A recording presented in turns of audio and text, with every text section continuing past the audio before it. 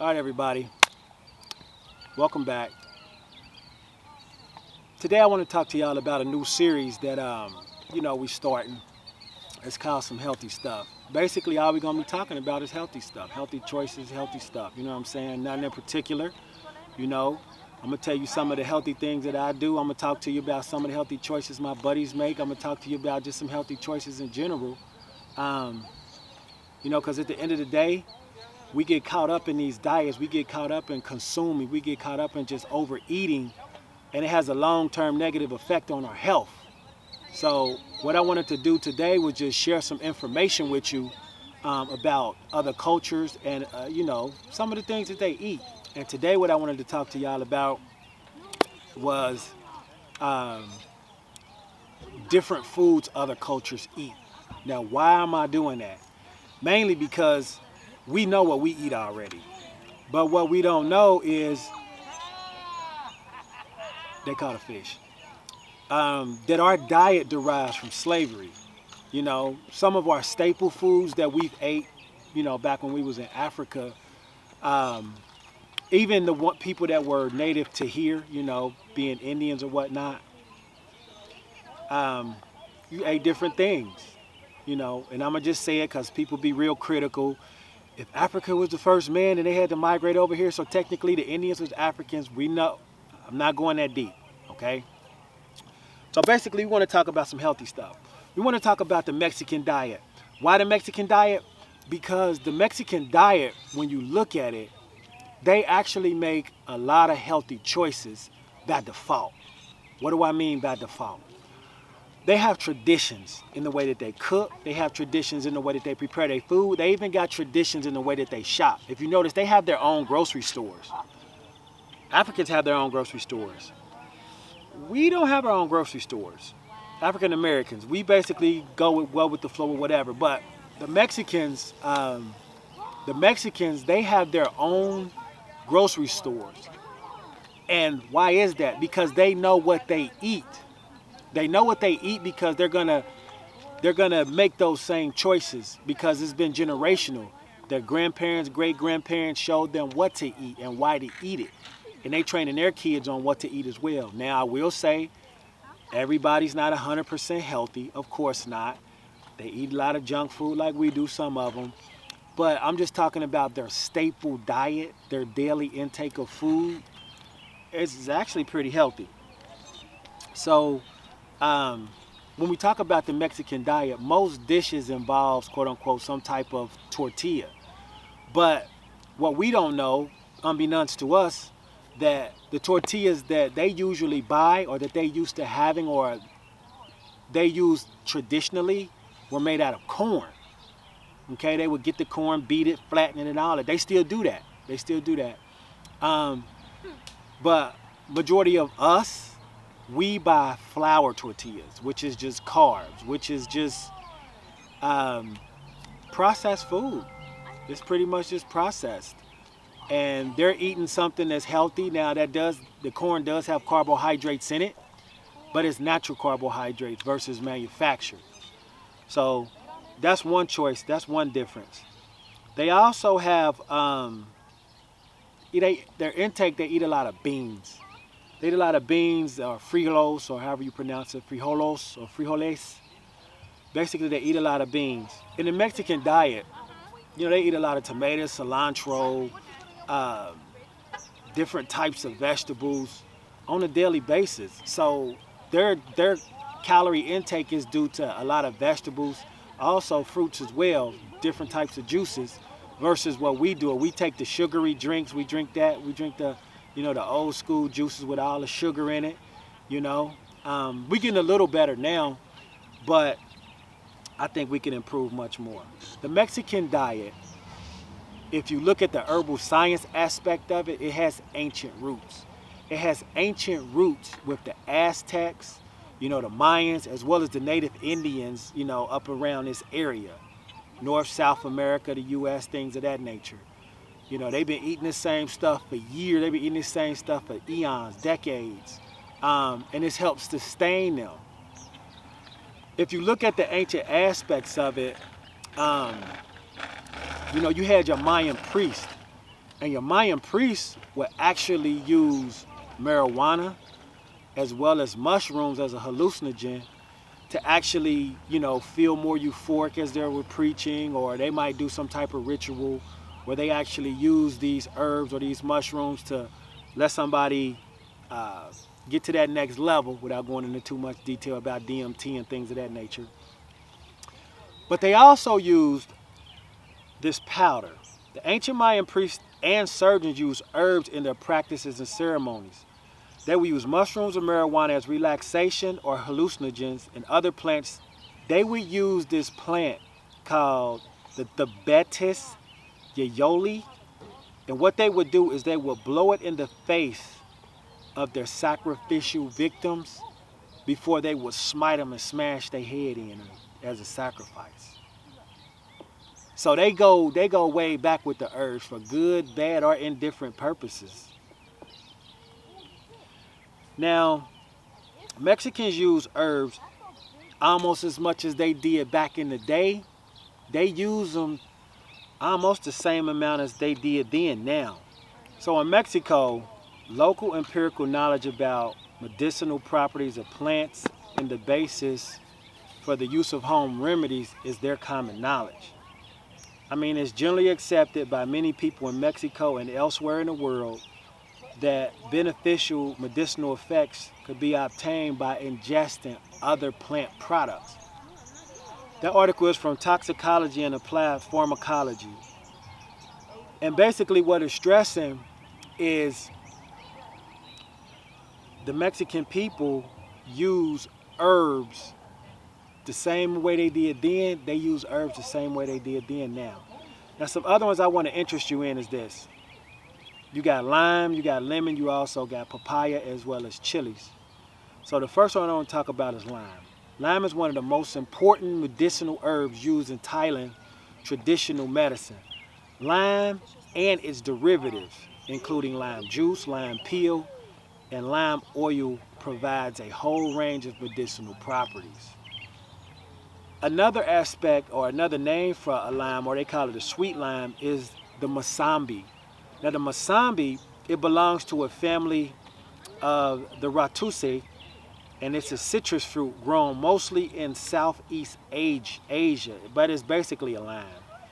It is a rich source of water, soluble vitamin C, minerals, and just a gang of stuff. So basically what it does, it helps in curing scurvy. Scurvy is a lack of vitamin C. You get a real weak from it. Diabetes, urinary disorder, and skin problems. And the main thing that lime does, it has a vitamin C in it and things of that nature. But what it also does, it helps prevent cancer. It has like chemo preventive things in it that also assist with stopping carcinogens from forming within the body. Lime promotes digestion. It's great for colds, skin problems, stomach disorders, also disinfecting and healing fresh wounds and scratches. So lime alone or by itself could assist with that. It also promotes healthy liver health and shares other health benefits with lemon. So usually, like, if you combine a lemon, you put lemon and lime together. And as we're talking about the Mexican diet, a lot of the times they sprinkle lime on almost everything they eat as well as lemon. So they're just getting the juices from everywhere. Now lemon and lime, they also assist with treating asthma, like I said before, liver issues, but it also helps with fevers as well. I know you could take some over-the-counter stuff, but a natural remedy would be a lemon or a lime.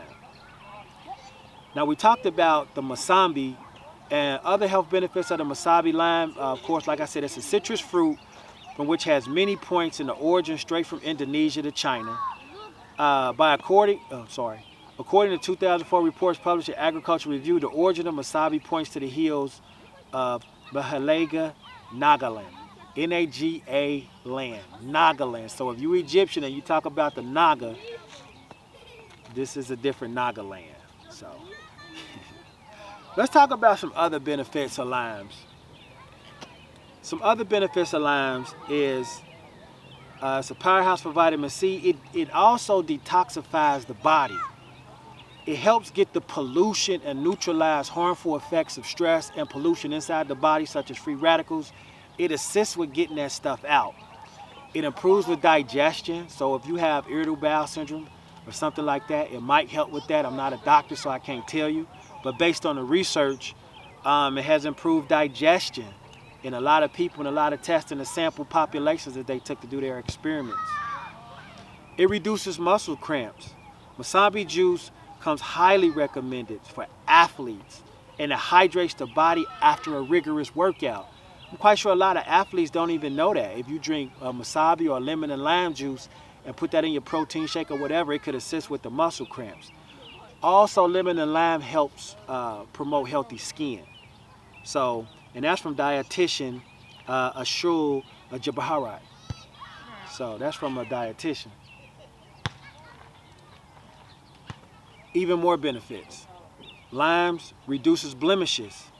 Wasabi juice, it helps with bleaching of the skin. So if you got little dots, take some of that, stick it on your skin and start moving that stuff away, getting those dark spots out.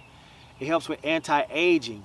Dr. Bindu Stahalakar, dermatologist, says Wasabi juice has great anti-aging properties. It helps reduce wrinkling of the skin, and it promotes the development of healthy collagen, which provides firmness and prevents sagging. These is doctors. This ain't just me talking. So these lemon and these limes, they would would assist with some things that you probably having problems with right now. It cures acne. Wasabi juice detoxifies the body, and anything that detoxifies the body is great for our skin. It helps cure pimples and problematic skin. This is from Dr. Anju Sood.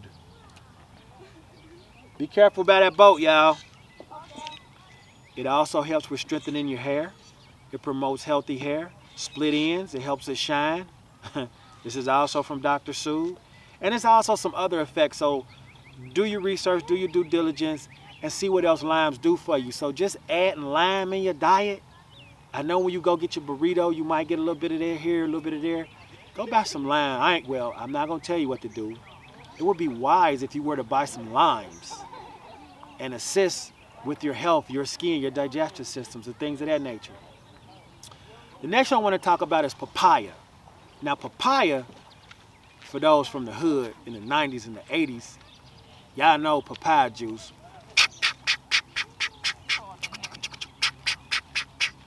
Hitting that bottle till you hear that pop. Get that sip.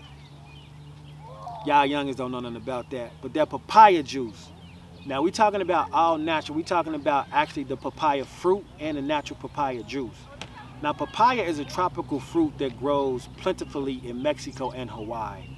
I love Hawaii. Papaya is a great source of vitamin C and very rich in papain. Now papain is great to aid in your digestive system. Papain assists with breaking down the proteins into amino acids, and it's easier for your body to absorb it. So the thing is, for people that, it says basically according to research, papaya is eaten mainly as a dessert, especially after consuming major amounts of protein. So if you're a protein eater, especially if you're a weightlifter or things of that nature, the assist with breaking that stuff down to usable form, get some papaya in that diet. That's natural. Your body is going to metabolize it naturally because it's nature. You was built to digest that. So instead of taking a lot of those supplements, it will probably be better to go the more natural route. And that's according to Dr. B. Lighton Bernard. You know. The last one I want to get to is chilies. I'm not just talking about the restaurant. I'm not promoting that. I'm actually talking about chili pepper. I'm talking about peppers, chili peppers. Now, nowhere in the world is chili consumed more than in Mexico. And I know you thinking, where we from, we just some chili, fast food chili. That's has aspects of chili peppers in it with meat and spices and tomatoes. But we talking about chili peppers. We talking about the actual peppers. Now in Mexico, chili powder is sprinkled almost on everything. They eat including fruit, cooked food, and in abundant portions. So they ain't being stingy. They throwing everything on there. Chilies are peppers. Some are mild, some are hot, like cayenne and red peppers. Many chilies are used in salsa. And remember, they consume salsa a lot, almost on a daily basis, which contains many vegetables such as tomatoes, garlic, onions, etc. In the U.S., we mainly use white mustard and black pepper. But black pepper has been part of a human culture for millennia as a flavoring agent and a medicinal remedy.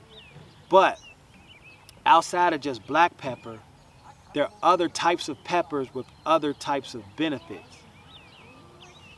When we talk about the cayenne pepper helps with circulation. What is the cayenne pepper? It's that hot red, that hot pepper. You got ghost peppers and things like that. But the cayenne pepper helps with circulation.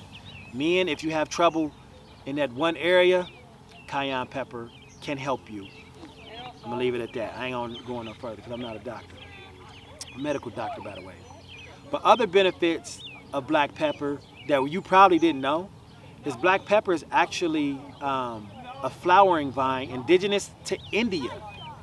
It's grown for its fruit, which is ripe, and basically the plant is fruit. When you dry it, peppercorn is born. So black pepper contains antimicrobial compounds to help keep food fresh. So if you put pepper on your food, it's help keeping it fresh. Black pepper in